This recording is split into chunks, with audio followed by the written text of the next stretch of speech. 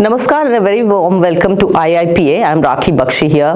As we do, this is also a very special episode and interview with a very special guest today. But let me first read about him because the kind of work that he's done is something that we are all proud of. He's somebody who's presently the chairman of Management Development Academy, Jaipur, Rajasthan. He was professor and head Department of Public Administration and Dean of Social Sciences in the University of Rajasthan, has authored and edited more than 50 books, and we are going to talk about one of these very prominent books, which is Public Administration, Premises and Practices. And we are talking about our esteemed guest here, Mr. RAMESH K. ARORA. So welcome to the show, sir, at IIPA. First of all, when we talk about public administration, and since the book says premises and practices, what is it that we need to really look at and about? Because we are right now talking about Viksit Bharat 2047. The journey is on. What is it that you'd like to look at? Well, my basic point is that you cannot have any dimensional, unidimensional, multidimensional development in this country unless you have a very strong, effective, viable administrative system. What is happening in this country is that we have really given a lot of focus on education, health, infrastructural development, but very little on administrative system as such. I'll need three issues. First of all, do you really call it permanent civil service? It is not. Every civil servant is temporary almost. 10 months, 1 month. I mean, collectors, tenure. 10 years, yeah. Tenure of collectors, I've seen 1 month, 6 months, 8 months. Lal Bahadur Shastri said it should be 4 years for each collector. Manmohan Singh ji wanted 2 years for each and every civil servant to have his tenure in any position. You can't really think in terms of accountability. Policies will not be implemented, projects will not be executed, and you can't point out fingers at a person for the failure of a project. Give him time, 3 years, 4 years, 2 years at least. Only then you call it permanent civil service. Temporary people cannot give permanent results. My first question, what about behavior? See, the Administrative Reforms Commission of India, the first one, 1966 to 1970, did not have a single mention of the word behavior. Behavior with people.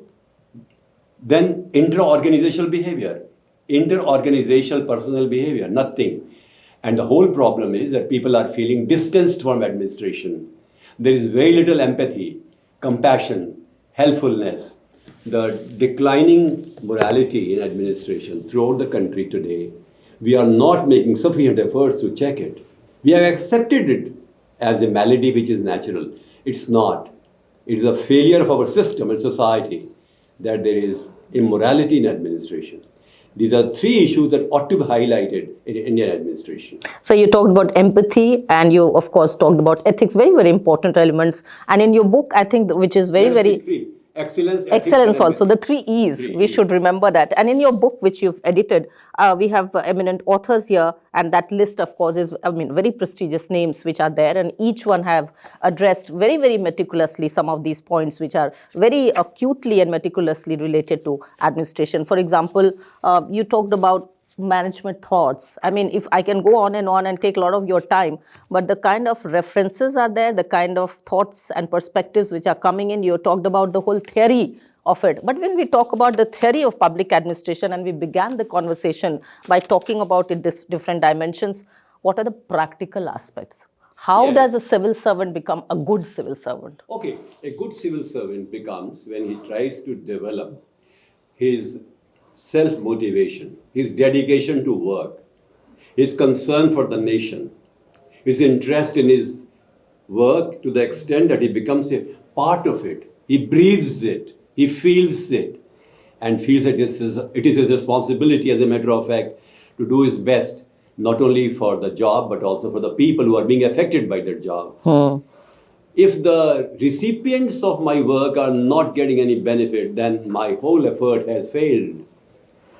So an administrator ought to develop a few qualities. First of all, that he should... And here are the tips for you, and yes. What I mentioned in my speech recently was there are 3 qualities in every person that ought to be there, A, B, and C. A is ability, competence, capability, capacity, direction, planning, HR, depth, monitoring, supervision, control, planning, understanding, foresight, vision, imagination. B is behavior, empathy, sympathy, compassion, trust, faith, motivation, inspiration, helping people, and trying to create smiles on the faces of people, the common man. That C's, third is character, dedication, commitment, selflessness, service, as Harold Lasky said. If you want to be a civil servant, forget about yourself. While most of the people are just thinking about themselves, as if it's the last objective of a person's growth as a human being and as a citizen. No. Unless I forget myself, I cannot even see God. Unless I forget myself, I cannot rear up my family properly. Yes, so sir. therefore, it's very important that integrity, sincerity, dedication, and selflessness are needed. Unfortunately, what is happening is that there is no inspiration from any leadership quarters in India, and which really makes me feel that I have a moral responsibility to perform.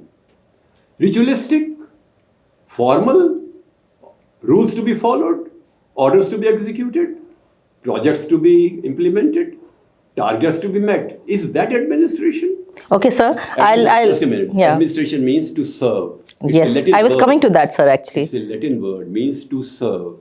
Service is needed. If you have Indian administrative service, have that spirit of service. So what would you say about Mission Karma Yogi, which has just come in and where you... Mission Karma Yogi is a wonderful program. Yes, sir. As a So matter talk of fact, about you it. know, Yes, sir. People ought to be Karma Yogi. And this Karma Yogi is something which is mentioned right very well, importantly and saliently in Bhagavad Gita. Ji. And Vivekananda emphasized great deal on Karma Yoga. He lectured for several weeks in New York on Karma Yoga, Bhakti Yoga, Jnana Yoga. My humble submission is that if karma has to be done as a yoga, only then it becomes really a sublime work. Otherwise, it's a routinized work, which is like something which can be just afforded to be neglected. No, we should not really think in terms of work as something routine. It has to be protein, not routine. Okay, beautiful word you use, protein, and protein for thought as well. So talking about governance and citizen centricity, we're talking a lot about that. And when you talk about empathy and ethics, I think that's where we are, trying to reach out to each citizen more effectively. What would you say about that? What Government of India has done is marvelously well concerning grievance redressal system. Mr. V. Srinivas and his team, of course, for the past several years have focused on cultivating a system of administration where the grievances of citizens are addressed immediately on their receipt and action is taken, and the person who has really registered a grievance gets a response as to the action taken on that. Maybe for the future it will be taken, but it is not being done at a state level. My humble submission is, what is the purpose of doing everything in Government of India? Government of India is not in the field except in union territories. The state governments are important. I'm really not worried about all the big projects being taken by Government of India, taken up. What the state governments are doing is the philosophy of good administration enunciated by Government of India, percolating down to the state level, district level, and village level, and block level? No. There's a big chasm and distance between the local level, cutting edge level administration and the Government of India. Government of India is a leader for all other instruments of administration at the middle and the lower level. I think that linkage needs to be established. Sure, and sir. that we should try to see whether the philosophy of Government of India under Mr. Modi and all the great secretaries, is it reaching to village level? Therefore, we need to develop our administrators as not only good executors of policies and plans, but as good human beings, humane administration. You rightly said so, sir, and I think that's what is being expected, of course. But talking about Viksit Bharat at 2047, the journey is on right now. What would you say would be most effective tools to work with? Oh, I tell you one thing, we are not short of ideas. We have surfeit of ideas. And right from day one of our independence, from 1947 to the present day, you find excellent ideas for rejuvenation of our national developmental programs. For example, health, education, gender justice, rural development, urban development, infrastructural growth. And child development, foreign policy, defense development, everywhere, the policies made by India are among the best in the world today. Developing countries can't match India in terms of wonderful policies. But the need is to, for every policy, there should be an action plan. Year by year, we should think in terms of backward planning.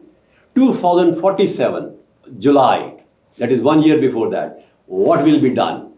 2047, January, 2046, 2035, 2027. Strict timelines, you're saying. Yeah, backward planning. Yeah. Backward planning. And it should be so specific, meticulous, punctilious, specific, that only then you are able to do, which is not being done. We are only struggling with good ideas and lexicon and good words and programs, which are very good. I must tell you that India is on the throes of significant development.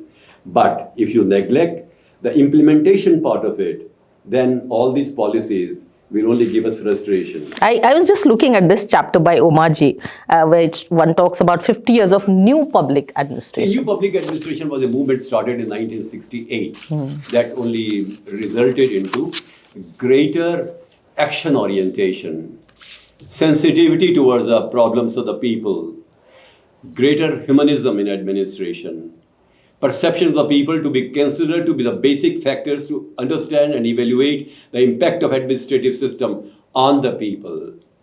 Sensitivity, sensibility, that was new public administration. It is continuing still. But what Mr. Modi is trying to do is make administrators feel that it is their job as good human beings, as servants of society and the country, to help people to feel relieved of their pains and woes. Unless I really am able to wipe the tears of a common widow, unless I'm able to bring smiles on the faces of a child, my administrative system and efforts are just negligible. They're only formal. And do you think technology is playing a big role? Pardon? Technology is playing a big role? Technology has done remarkably well during this time of Modi government. I tell you, it's a revolution. It's a revolution. We have not really fathomed as easily the impact of this technology.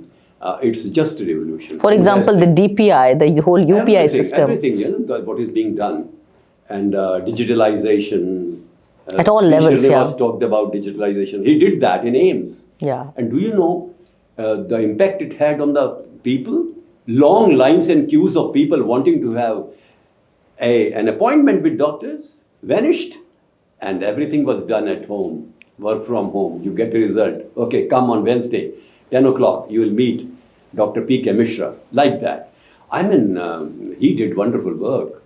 So what's your message? Not only he, but all the secretaries of the government, all the chief secretaries of state administration, they are doing very well. But we are not thinking in terms of, that is, I have an idea. Most of the secretaries sit in the secretariat. Why shouldn't they go to the field? There are departmental buildings in all states and capital. For example, there is Secretary of Agriculture sitting in Secretariat, but there is also Directorate of Agriculture in the same city. Why shouldn't secretaries sit for one day in the directorate? So suggestions coming in here, yes. No, let people come, he should know the problems. Let people come to meet him. You cannot enter a secretariat. It starts with the word secret. So you're talking about accessibility, sir, which should be very smooth. Secretariat word starts with the word secret. If it is secret, how do you access the ministry? You can't meet it. I want these top level administrators to have a feel of the ground reality by their interaction and closeness and proximity to the problems of common people. Which is not I think you've hit the nail, sir, and what you're saying is something which comes as a great suggestion in this interview. And any message as we are wrapping up the interview for all the youth also which is watching? Don't spend more than 3 days in Secretariat, 2 days outside Secretariat. And these big secretaries who are working here, brilliant people are, they are coming to Government of India as secretaries. 2 days for visiting states, 3 days Delhi. Saturday meetings.